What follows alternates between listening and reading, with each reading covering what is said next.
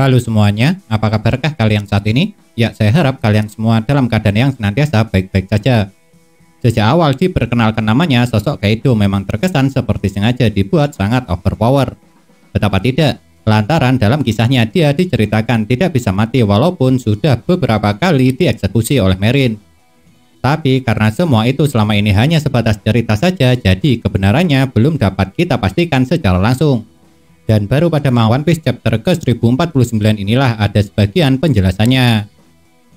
Ternyata Kaido sejak masih berusia 10 tahun telah menjadi prajurit terkuat di kerajaan Vodka yang merupakan kampung halamannya. Dan sepertinya karena kerajaan Vodka ini sangat miskin membuat mereka dengan terpaksa harus selalu berperang agar bisa bertahan hidup. Karena kalau mereka tidak berperang maka kerajaan Vodka tidak mungkin bisa membayar persembahan atau upeti kepada para naga langit atau Tenryubito. Lantaran kalau kerajaan Vodka sampai tidak bisa membayar, maka posisinya di dunia akan menghilang.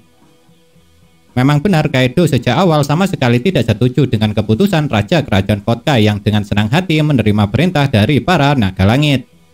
Karena menurut Kaido muda seharusnya Raja dari Kerajaan Vodka jangan mau begitu saja diperintah oleh para Tenryubito.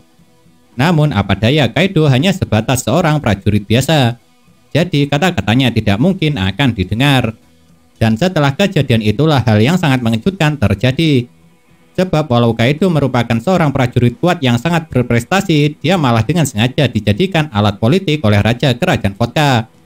Dengan cara menyerahkannya kepada pemerintah dunia.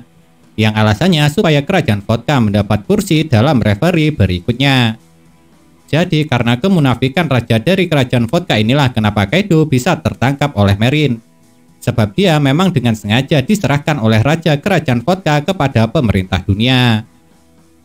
Akan tetapi menariknya ketika Kaido dibawa pergi oleh kapal Marine, dia malah berhasil melarikan diri. Dan di saat itulah untuk pertama kalinya Kaido mendapatkan harga bounty. Yang harga bounty awalnya sebesar 70 juta berry. Lebih besar daripada harga bounty awal milik Big Mom. Karena harga bounty awal Big Mom sebesar 50 juta berry.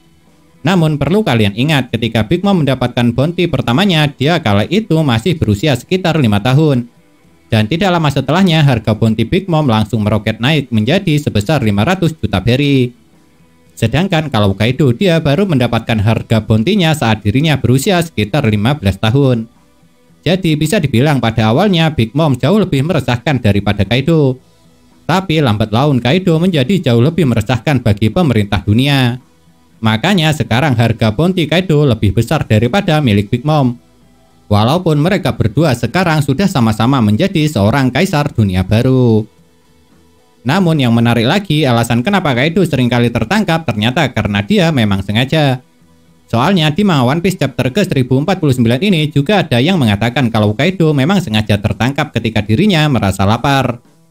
Makanya ada seorang Marine yang mengatakan kalau Kapten Bajak Laut Binatang Buas itu dulunya menganggap penjara kapal Marine sebagai sebuah restoran, di mana dia akan mendapatkan makanan secara gratis sampai kenyang.